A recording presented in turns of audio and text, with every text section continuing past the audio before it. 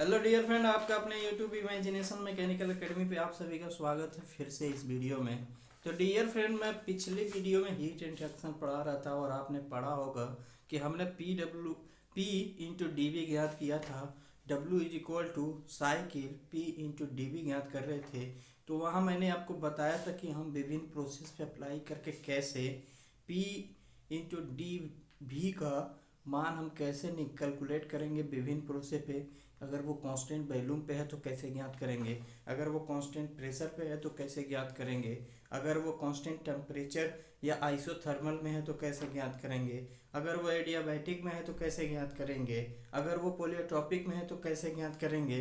तो इससे पहले हम क्या ज्ञात करेंगे, इससे पहले हम देखेंगे वो प्रोसेस क्या होते हैं और उन प्रोसेस के बारे में हम जानेंगे आज कि कांस्टेंट प्रेशर क्या होता है, कांस्टेंट वॉल्यूम क्या होता है, कांस्टेंट टेम्परेचर या आइसोथर्मल क्या होता है, फिर एडियाबैटिक क्या होती है और पोलियोट्रॉपिक क्या होता है। तो आज हम हीट इंट्रैक्शन का थर्ड थर्ड या फोर्थ पार्ट होगा। मैंने 3-4 वीडियो अपलोड कर लिया है, आई होप आपने देख लिया होगा। तो चलिए फ्रेंड, आज चालू करेंगे, एकदम धमाकेदार क्लास करेंगे आज। और आज हम सीखेंगे कि प्रोसेस क्या होता है। आज के बाद कभी आपको प्रोसेस पढ़ने का कभी कभी भूलेगा ही नहीं कि आप प्रोसेस भूल जाएं। आप पीबी डायग्राम पे प्रोसेस बनाना कैसे सीखते होंगे, कोई स्कूल में सीखा होगा या आप एक डिप्लोमा में सीखे होंगे या तो बीटेक में सिखाया गया आपको। पर यहाँ जो मैं सिखाऊंगा, मेरा जो तरीका है बनाने का, बहुत सिंपल सा तरीका है और आप देखेंगे कि आप बहुत अच्छे से कर पाएंगे। और चलिए स्टार्ट करते हैं। फिर आज प्रोसेस देखेंगे हम कि प्रोसेस क्या होता है। और मैंने आपको बताया था तो प्रोसेस क्या होता है, तो प्रोसेस क्या होता है कि change in state is called process. अगर एक स्टेट से अगर दूसरी स्टेज में वो चला जाता है तो उसे हम क्या कहते हैं, प्रोसेस कहते हैं। अब प्रोसेस हम 5 प्रकार का पढ़ते हैं। कौन सा, अगर कांस्टेंट वॉल्यूम पे प्रोसेस है, कांस्टेंट प्रेशर पे प्रोसेस है, और कांस्टेंट टेम्परेचर या आइसोथर्मल या क्वासिक स्टैटिक प्रोसेस या फिर पांचवा प्रोसेस आ जाता है आपका एडियाबैटिक प्रोसेस। उसके बाद चौथा पांचवा आ जाता है आपका कि पोलियोट्रोपिक प्रोसेस क्या होता है। तो हम यहाँ देखेंगे डियर फ्रेंड कि ये प्रोसेस कौन कौन से होते हैं और उनके हम देखेंगे कि ज्ञात कैसे करते हैं। तो लिखिए रिलेशन बिटवीन, रिलेशन ज्ञात करते हैं, फिर कंपैरिजन करेंगे प्रोसेस का। उसके बाद इस वीडियो को समाप्त करेंगे, छोटा सा वीडियो बनाएंगे आज। और इसके नेक्स्ट क्लास में हम देखेंगे विभिन्न इन प्रोसेस का वर्क डन कैसे निकालेंगे। Non flow process, close process या तो नॉन फ्लो प्रोसेस होगा कि वो क्लोज सिस्टम में कितना वर्क दे रहा है, या फिर सिलेंडर अरेंजमेंट में हम लोग जो निकाले थे प्रोसेस उसका ज्ञान करेंगे। तो आप हेडिंग डालिए, यहाँ दिख रहा है आपको, आप हेडिंग डालिए क्या है, रिलेशन बिटवीन पी वन भी one, relation relation relation between P1 V1 and temperature and temperature and temperature and temperature for various process, for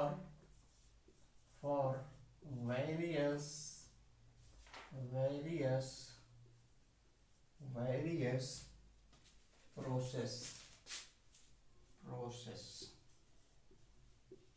तो डियर फ्रेंड, मैंने ये जो लिखा है इसके बारे में हम लोग पढ़ रहे हैं। तो यहाँ लिखा गया है कि रिलेशन बिटवीन P1 V1 और T में क्या रिलेशन होता है वो हम पीबी डायग्राम पे देखेंगे। कांस्टेंट वॉल्यूम पे, फिर कांस्टेंट प्रेशर पे, फिर कांस्टेंट टेम्परेचर पे, फिर कांस्टेंट एडियाबैटिक में, फिर पोलियोट्रॉपिक में पहुंचेंगे। उसके बाद हम ज्ञात करेंगे कि P1 V1 और टी में या टेम्परेचर में क्या क्या संबंध हो सकते हैं, वो हम लोग ज्ञात करेंगे। उसके बाद इस वीडियो को समाप्त करेंगे। फिर नेक्स्ट वीडियो में हम पढ़ेंगे कि इन प्रोसेस पे वर्क डन कैसे ज्ञात करते हैं, W is equal to cycle P into D V पे। ओके डियर फ्रेंड, तो आइए देखिए डियर फ्रेंड, पहला हमारा है क्या, पहला हमारा है कांस्टेंट प्रेशर। पहला है कांस्टेंट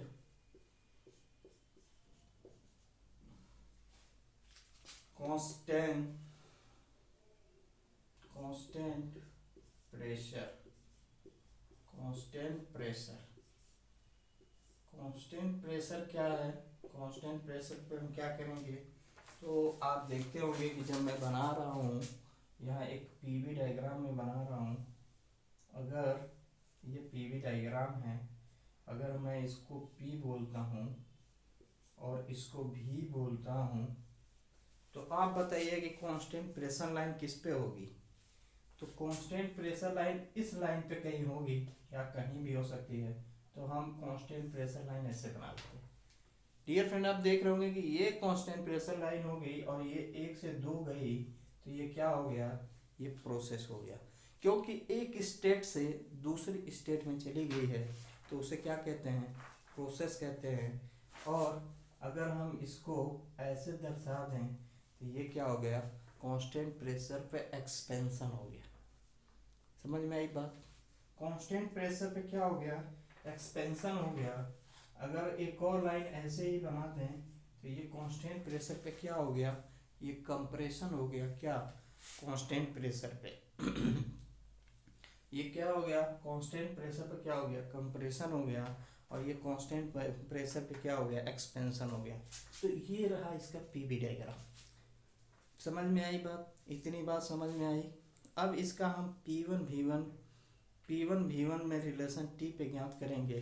तो आपको एक इक्वेशन पता होगा रियल गैस का या आइडियल गैस का। आपको इक्वेशन आइडियल गैस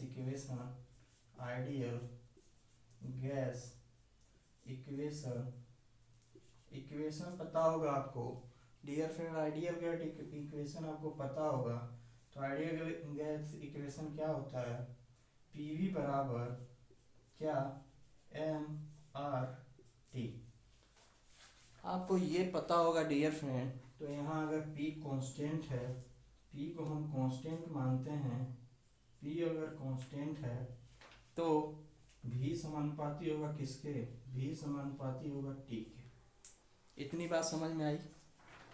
अगर V समानुपाती T के होगा तो V1 क्या होगा? समानुपाती T1 के, और V2 समानुपाती होगा T2 के। इतनी बात समझ में आई? तो यहाँ से हम भाग दे देते हैं। तो यहाँ से भाग देंगे तो क्या निकलेगा? V1 upon V2 is equal to T2 upon T1। यही था, ज़्यादा कुछ नहीं था। इसको आप नोट कर लीजिए, यही है रिलेशन, यही है, यही हमको क्या करना था। बहुत सिंपल है ना? कुछ था इसमें? यही क्वेश्चन पूछेगा आपसे कि अगर कांस्टेंट प्रेशर पे क्या हो रहा है? एक्सपेंशन हो रहा है, तो V1 अगर कांस्टेंट प्रेशर पे एक्सपेंशन हो रहा है तो इसका वर्क डन कितना होगा? तो हम लोग वहाँ ज्ञात करेंगे कि वर्क डन कितना होगा कांस्टेंट प्रेशर पे। अब ये रिलेशन है, ये P1 V1 अपॉन के V2 is equal to T2 upon के T1 अपॉन के T1 अपॉन के T2।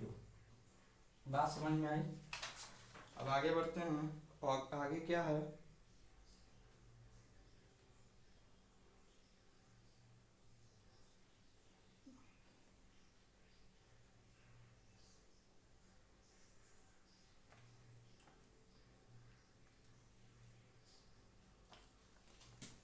ये हो गया। अब कांस्टेंट वैल्यूम देखते हैं डियर फ्रेंड। दूसरा है आपका कांस्टेंट क्या? Constant value. तो डियर फ्रेंड, कांस्टेंट वैल्यूम क्या होता है? आप देखे होंगे, मैं पीवी डायग्राम अगर बनाऊं इसका, ये पीवी हो गया, ये P इस पे हो गया और V इस पे हो गया। तो कांस्टेंट वैल्यू में अगर B पे बनाए तो ये कांस्टेंट वैल्यू की लाइन हो गई। अगर ये एक्सपेंशन में है तो ये 1 से 2 जाएगा, 1 से 2, और ये कंप्रेशन में है तो 2 से 1 आएगा। और change in state is called क्या होता है? प्रोसेस होता है। तो ये हो गया आपका कांस्टेंट वैल्यू। इसमें क्या हो रहा है कि हीट एडिशन हो रही है, इसमें क्या हो रहा है कि हीट हीट हीट अरे यार क्या हो गया ये, फिलहाल ऐसे ही बनाइए आप लोग, ये ठीक है।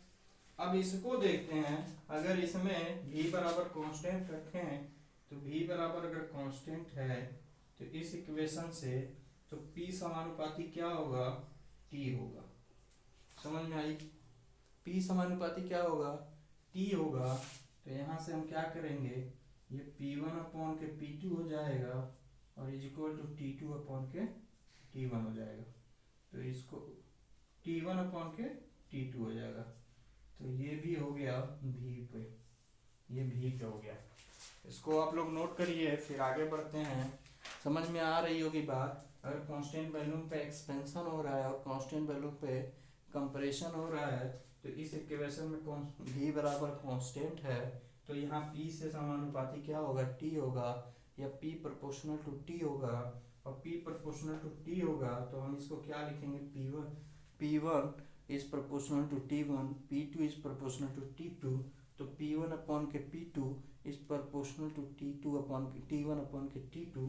तो वही लिखा गया यहाँ पे, p क्या लिखा गया है, p1 अपॉन के p2 is equal to t1 upon के t2।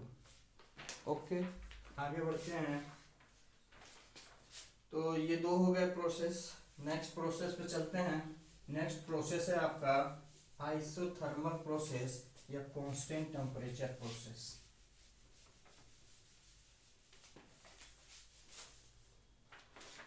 क्या है डियर फ्रेंड, ये थर्ड है, क्या है, constant temperature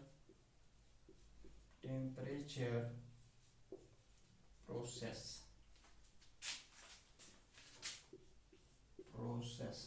constant temperature process. तो क्या है ये कांस्टेंट टेम्परेचर प्रोसेस, इसको बोलते हैं आइसोथर्मल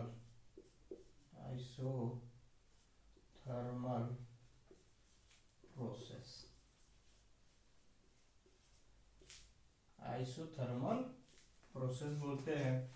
इसका पीवी डायग्राम देखिए यहाँ पे आप लोग, पीवी डायग्राम, ये पीवी डायग्राम, ये इस पे अगर P है और इस पे अगर V है तो ये कांस्टेंट टेम्परेचर की लाइन होगी। देखा, कांस्टेंट टेम्परेचर की लाइन ऐसे जाती है और यहाँ से हम इसको डॉटेड मिला देते हैं यहाँ पे, और एक यहाँ पे ये V1 हो गया, ये V2 हो गया, एक इसके सिरे से और ये एक इसके सिरे, इसको 1 मान लेते हैं, इसको 2 मान लेते हैं।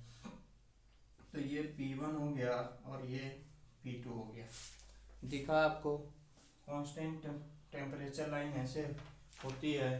तो यहाँ देखिए T अगर कांस्टेंट है तो हम लिखे थे अभी PV बराबर mRT, लिखे थे कि नहीं। अगर यहाँ T कांस्टेंट है तो PV बराबर क्या होगा, कांस्टेंट होगा। लिखा, PV बराबर क्या होगा, कांस्टेंट होगा, तो यहाँ से क्या हो जाएगा, ये यहाँ से अगर हम P1 V1 बराबर कांस्टेंट लिखें, P1 V1 बराबर कांस्टेंट और P2 V2 बराबर कांस्टेंट, तो ये क्या होगा, P1 V1 बराबर P2 V2 बराबर कांस्टेंट। ये हो गया आपका कांस्टेंट टेम्परेचर पे रिलेशन। बात इतनी सी समझ में आई कि अगर कांस्टेंट टेम्परेचर या आइसोथर्मल प्रोसेस हो तो ये ऐसे कुछ बनता है, ये दिमाग में आपको याद रखना है। और ये इसी को हाइपरबोलिक प्रोसेस भी बोल देते हैं, इसी को हम क्लासिक स्टैटिक प्रोसेस भी बोल देते हैं। तो ये 1 V1 V2 P1 P2, और इसमें इस इक्वेशन को याद रखना है। इस इक्वेशन में क्या है, PV बराबर mRT है तो PV is equal to C, और P1 V1 बराबर कांस्टेंट तो P2 V2 बराबर कांस्टेंट, तो ये P1 V1 बराबर P2 V2 बराबर कांस्टेंट हो जाएगा। बात इतनी समझ में आई। तो डियर फ्रेंड, आपको बात इतनी समझ में आई। आगे बढ़ते हैं, और आगे क्या है, आगे है आपका एडियाबैटिक। आगे क्या है? Adiabatic. Adiabatic adiabatic process. Adiabatic process है, इसको बोलते हैं no heat transfer. No heat transfer. No heat transfer. No heat transfer. तो इसको देखिए आप, ये पीवी डायग्राम कुछ ऐसे बनता है इसका। ये पी हो गया, ये भी हो गया, और ये हो गया इसका कर्व। ये है एडियाबैटिक प्रोसेस। आपको दिख रहा होगा ये एडियाबैटिक प्रोसेस हो गया। 1 से 2 में गया ये, यानी चेंज इन स्टेट हुआ। और तो इसी को हम क्या बोल देंगे? इसी को बोल देंगे प्रोसेस। इसको हम मिला देते हैं भी पे।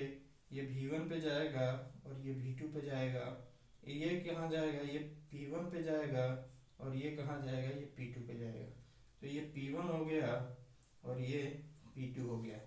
तो आप देखिए कि क्या होता है, एडियाबैटिक प्रोसेस क्या होती है? पीवी और गामा बराबर कांस्टेंट होता है। इतनी सी बात समझ में आई। V1 बराबर क्या होता है? पी की पावर गामा बराबर कांस्टेंट होता है। तो इसको क्या लिख सकते हैं? P1 V1 की पावर गामा बराबर कांस्टेंट, P2 V2 की पावर गामा बराबर कांस्टेंट। तो बात इतनी सी समझ में आई होगी आपको। तो इसको हम बराबर कर देते हैं, इसको हम बराबर कर देते हैं। तो P1 V1 बराबर गामा और P2 V2 की पावर गामा। तो यहाँ से P1 अपॉन के P2 is equal to V2। V1 को इधर ले जाते हैं तो V2 अपॉन के V1 की पावर क्या हो जाएगा? गामा हो जाएगा। समझ में आई बात इतनी समझ में आई। इसको हम क्या लिख सकते हैं? अगर ये ऐसे है तो यहाँ हम क्या लिख सकते हैं? P1 बराबर यहाँ क्या है? यहाँ मैंने निकाला था कि P1 बराबर P2 बराबर T1 बराबर बटे T2, ये निकाला था मैंने। तो ये कांस्टेंट वैल्यू पे मैंने निकाला था, यहाँ कांस्टेंट वैल्यू था तो मैंने ये लिखा था। तो यहाँ से P1 का मान T1 रखते हैं, तो यहाँ T1 हो गया इंटू V1 की पावर गामा हो गया, यहाँ T2 हो गया और V2 की पावर गामा हो गया। समझ में आई? T1 V1 की पावर गामा, T2 V2 की पावर गामा। तो आप यहाँ से देखेंगे कि T1 अपॉन के T2 is equal to V2 upon के V1 की पावर गामा हो गया। बात इतनी सी समझ में आई? ये बात इतनी सी समझ में आई आपको?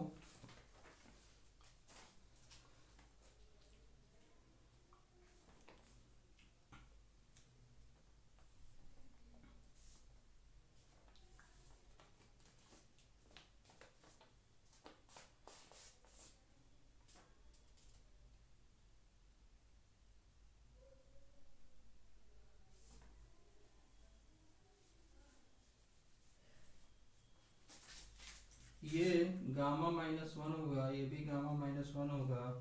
तो ये T2 अपॉन के T1, यहाँ T2 अपॉन के T1 निकालेंगे तो ये V1 अपॉन के V2 हो जाएगा और इसका ऊपर गामा -1 हो जाएगा। समझ में आई इतनी सी बात? अब ये कैसे आया तो आप देखिए कैसे आया। तो यहाँ P2 upon P1 upon P2 बराबर V2 अपॉन V1 का पावर गामा दिया था। तो बोला गया था आपसे, तो इसको हम बोले थे, इसको बोल सकते हैं क्या? ये T1 और ये V1 की पावर गामा -1 है और इज इक्वल टू, इसको कैसे लिख सकते हैं? तो इसको कैसे लिख सकते हैं यहाँ पे, इसको कैसे लिख सकते हैं? तो देखिए ऐसे भी लिख सकते हैं इसको। और ये T2 V2 की पावर गामा -1 है। तो यहाँ से इस इक्वेशन में ऐसे इसको बना लीजिए आप, ये ऐसे होगा। और इसको ज्ञात करने का तरीका यही है। तो इसको आप बनाइए। ये हो गया एडियाबैटिक प्रोसेस। अब हम पढ़ेंगे पोलियोट्रोपिक प्रोसेस। क्या होगा पोलियोट्रोपिक प्रोसेस पढ़ेंगे, पांचवा प्रोसेस होगा हमारा पोलियोट्रोपिक प्रोसेस। चलिए डियर फ्रेंड, इसको मिटाते हैं फिलहाल के लिए और आइए आपको पोलियोट्रोपिक प्रोसेस पे ले चलते हैं।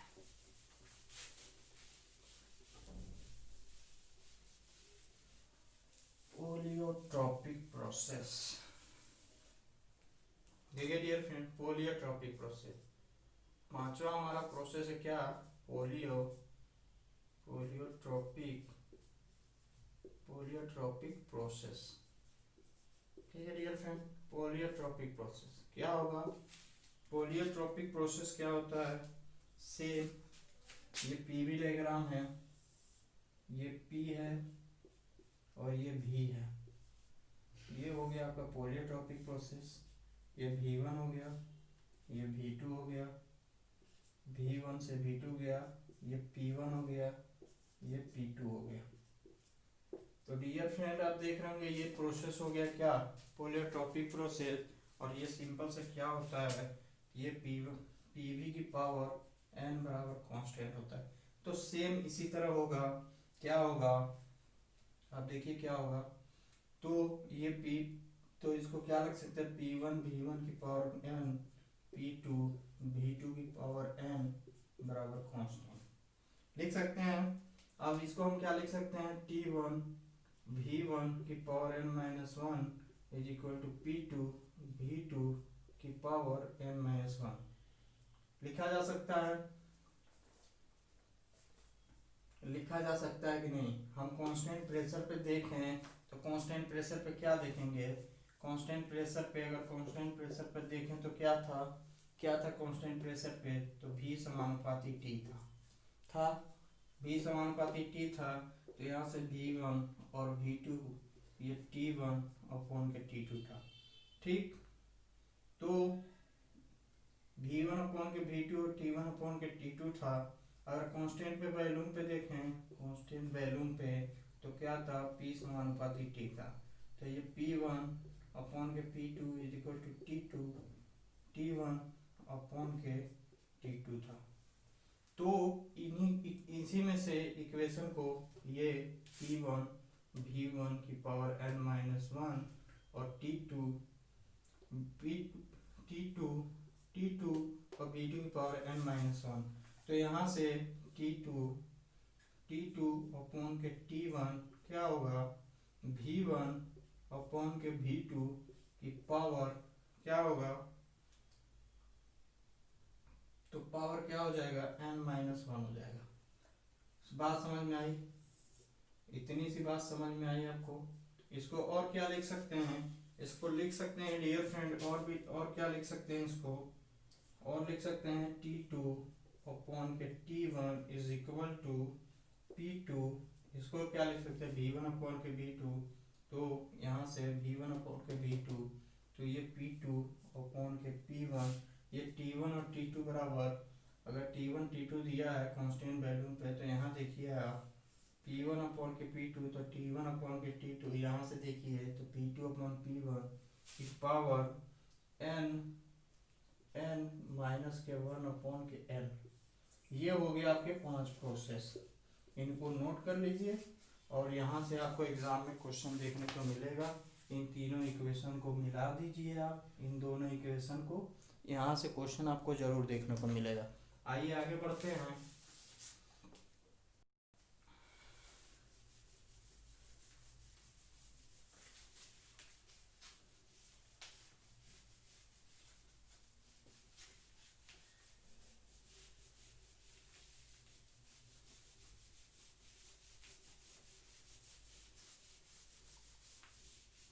आगे आपका रिलेशन हो गया। अब कंपेरिजन करेंगे हम P1 V1 P pressure temperature volume constant volume constant, comparison comparison comparison comparison comparison of various process of various various process curve on PV diagram, curve on PV diagram. ठीक, तो इस पे हम पढ़ेंगे कि वह कंपैरिजन करेंगे पीवी डायग्राम पे। तो क्या करेंगे, आपको एक इक्वेशन याद रखनी है कि पी वी की पावर के बराबर कांस्टेंट। ठीक है, ये याद रखनी है आपको, इसी से कंपैरिजन करेंगे सबका। तो यहाँ एक मैं चार्ट बना देता हूँ, यहाँ लिख देता हूँ टेकिंग इक्वेशन, ये टेकिंग इक्वेशन हो गया। तो यहाँ एक चार्ट आप बना लीजिए, यहाँ लिख लीजिए प्रोसेस, यहाँ लिख लीजिए प्रोसेस, ये प्रोसेस लिख लीजिए। उसके बाद कांस्टेंट प्रेशर लिख लीजिए, कांस्टेंट वॉल्यूम लिख लीजिए, और थोड़ा लंबा इसको बनाते हैं। यहाँ लिखिए आप प्रोसेस, ठीक, यहाँ कांस्टेंट वॉल्यूम, कांस्टेंट प्रेशर, ठीक है, constant volume, constant pressure, constant temperature, उसके बाद एडियाबैटिक, उसके बाद पॉलीट्रॉपिक। इतना बात समझ में आई। और इसको हम बना लेते हैं कुछ ऐसे, ठीक, कुछ ऐसे बना लेते हैं,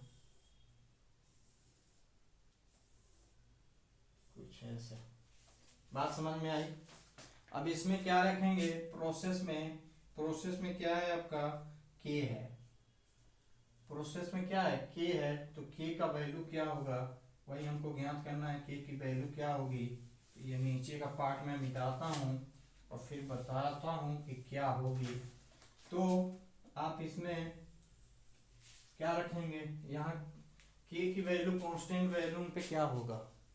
अगर ये कांस्टेंट वैल्यूम पे क्या है, ये के बराबर, अगर हम कांस्टेंट वैल्यूम पे के पर के की मान क्या रखें, कांस्टेंट वैल्यूम के का मान क्या होगा, तो कांस्टेंट वैल्यूम पे के का मान क्या होता है, इनफाइनाइट होता है। ठीक, अब कांस्टेंट प्रेशर पे क्या होता है, तो एक होता है, आपको याद रखना है। कांस्टेंट टेम्परेचर, कांस्टेंट वॉल्यूम पे क्या होता है, कांस्टेंट प्रेशर पे तो 0 होता है, कांस्टेंट टेम्परेचर पे क्या होता है, 1 होता है, और एडियाबैटिक और पॉलीट्रॉपिक में क्या होता है, इसमें गामा होता है और इसमें एन होता है। इतना याद रखना है आपको। क्या होता है, कांस्टेंट वॉल्यूम पे इनफाइनाइट होता है के का मान, कांस्टेंट प्रेशर पे 0 होता है, कांस्टेंट टेम्परेचर पे 1 होता है, और एडियाबैटिक पे गामा, और पॉलीट्रॉपिक पे क्या होता है, पॉलीट्रॉपिक पे एन होता है। तो यहाँ प्रोसेस देखिए आप, ये बनाता हूँ मैं, ये बनाता हूँ क्या, ये पीवी डायग्राम बनाता हूँ मैं। ये देखिए पीवी डायग्राम है, ये पीवी डायग्राम है। तो इस पे हम कुछ ऐसे बना देते हैं, ठीक है। तो आप देखेंगे कि ये v बराबर क्या है, कांस्टेंट है, तो k की वैल्यू क्या है, इनफाइनाइट है। यहाँ v बराबर कांस्टेंट है, तो k की वैल्यू क्या है, इनफाइनाइट है। यहाँ p बराबर कांस्टेंट है, यहाँ पे, तो यहाँ k की वैल्यू क्या है, k की वैल्यू 0 है। यहाँ p बराबर कांस्टेंट है, तो k की वैल्यू यहाँ क्या है, 0 है। बात समझ में आई इतनी। अब इसमें हम जोड़ेंगे क्या, पॉलीट्रॉपिक, एडियाबैटिक, इतनी बात समझ में आई। फिर इसमें हम जोड़ेंगे पॉलीट्रॉपिक, एडियाबैटिक और आइसोथर्मल, या एडियाबैटिक, पॉलीट्रॉपिक, आइसोथर्मल। ठीक है, आपको इतनी बात समझ में आई। ये ऊपर की तरफ जा रहा है और ये कुछ ऐसे जा रहा है। समझ में आई बात? नहीं, इसको मिटाते हैं, तो इसको कुछ ऐसे, अरे यार, कुछ इस तरह है। तो ये ऊपर जा रहा है और ये ऐसे है इसका, ठीक। तो इसमें क्या है, ये टेम्परेचर T बराबर, ये क्या है, ये है टेम्परेचर T बराबर कांस्टेंट, तो K की वैल्यू यहाँ क्या है, 1 है। इसे क्या बोलेंगे, आइसोथर्मल प्रोसेस। ये क्या है आपका, N बराबर कांस्टेंट N है, के बराबर क्या है एन है, और ये क्या है के बराबर आपका वो गामा है। इसमें देखिए यहाँ टी बराबर क्या है कांस्टेंट है, तो एन के का मान क्या है 1 है, और ये क्या है आपका के बराबर आपका क्या है एन है, और ये के बराबर क्या है गामा है। तो इतनी सी बात आपको याद रखनी है।